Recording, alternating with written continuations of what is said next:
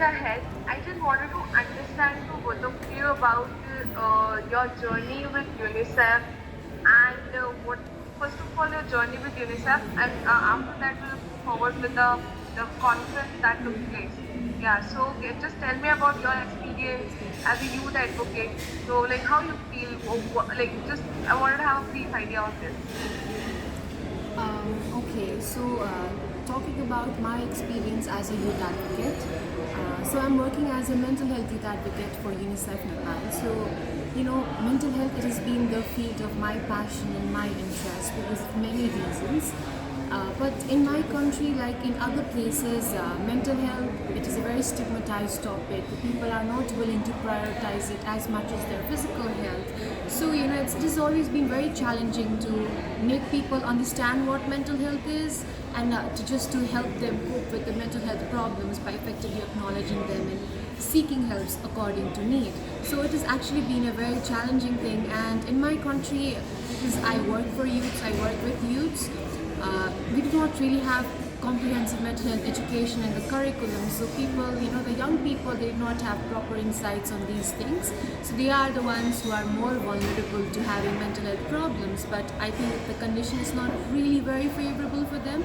And so yeah, this is where we've been working. But right now there have been newer interventions that have been done, like just giving example, UNICEF has been doing, there's this digital chatbot, telemedicine, and other services that can connect younger people to their assistance according to need. So these interventions are there, and these things make us very hopeful to see what's there forward, or just to imagine that, okay, so maybe we're going to have a better mental health landscape for young people.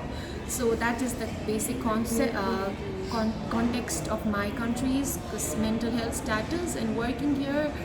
It is challenging, but also so in certain places, you just get a lot of support because now these youths are quite aware, and they're very enthusiastic to be a part of things like this, and they really support you. So they've got your back in most cases. But of course, like I said, because of this, the conservative Nepali society, it's really difficult to eradicate the deep-rooted stigma. So it's always been challenging. So yeah, like she said, adding to that, this G20 co-branded event on health of the youth, health of youth, wealth of nation. I think it was the one that has been organized by the Indian presidency. So we were a part of this. We came to attend this event from our respective countries, and we were very excited. I think yesterday also we had few sessions for the conference itself, and we got to meet other young people. And I think yesterday was meeting those young people from Nine is Mine was the highlight of yesterday, and we were super excited for today. So the event itself, obviously it is health centric.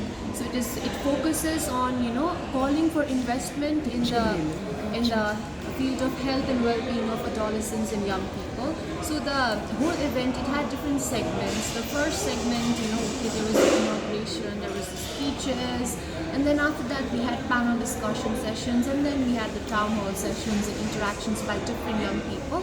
I was also one of the panelists, and I got to, I was one of the speakers in this technical session on center staging the health and well-being of young people.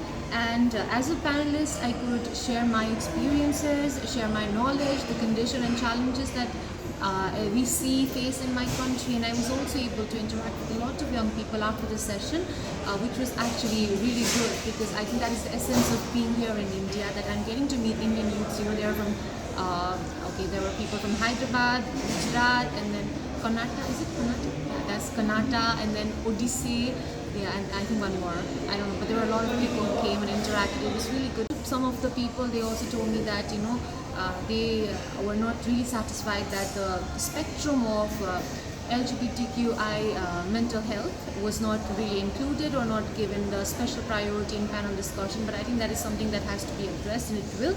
Apart from that, today's conference, it focused on the fact that youths should be there. So when we work for the youths, we should work with the youths. So for youths, with youths was one of their mottos. Youths must participate in things that impact them, impact their futures, and they must, be able to give their voices so that they are considered whenever if strategies are formed, decisions are made, any kind of decisions are made that impact their future.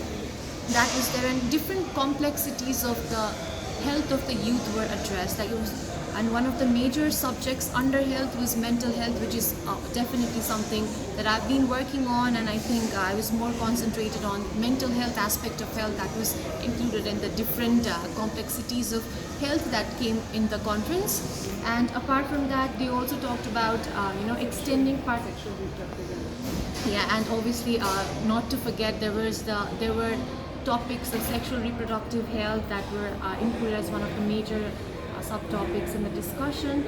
And apart from that, they also talked about extending partnerships, and then starting and extending collaborations, and using technology just to make sure that they are able to uplift the current status of health of young people all over the world. About the things that have been done, things that can be done. We also talked about the challenges and how they basically, everything revolved around how we can empower youths in need so that they can come up, they can participate, they can express, and they can take the best use of what we can provide. And also talked about how we can make sure we better what we provide to the young people.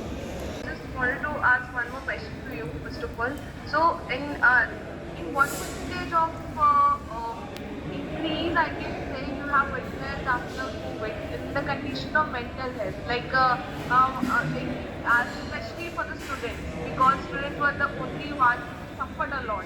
So we cannot exactly say only one, but yet they are the the percentage of students are more in many countries. So what is the ratio in Nepal? If you Can you repeat the question?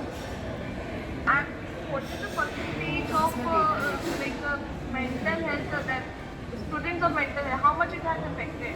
So wanted to know after COVID, because this is something which is people are more focusing towards, and also when we talk about youth, they are also under stress. And after COVID, we saw a lot of changes in the mental health of youth students, and also the toddlers we still talk about. So what is the percentage of it? So if you can give me some numbers, if you Shruti, just sorry, wanted to pitch in between. So for numbers, we will share some numbers with you later. Yeah. For now, what we can do is she can give you a basic idea, of what all is happening in terms of sure.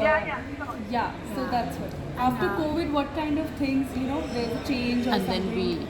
then we move to her. So I think also about the data, like we have a general data, the prevalence of mental health disorders among the population is 15 to 20%. That was given by the Ministry of Health and Population, and among the adolescent it is 5.2%.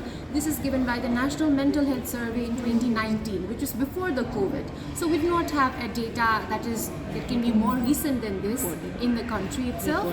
But there has been surge in the number of cases of mental health issues, and suicide rates had gone up after COVID. In fact, it had reached almost 2,000 in the first 3 months of the lockdown that was started in 2020. So the situation had really gone worse because there were so many deaths in comparison to the deaths that were because of COVID. The deaths due to suicide were a lot more, I think 100 times more than the deaths because of COVID. So deteriorating, but we do not have any kind of specific statistics yet. We do have the statistics regarding the number of suicides or the number of cases, but the percentage, I don't think we find any data after COVID. Yeah. Thank you.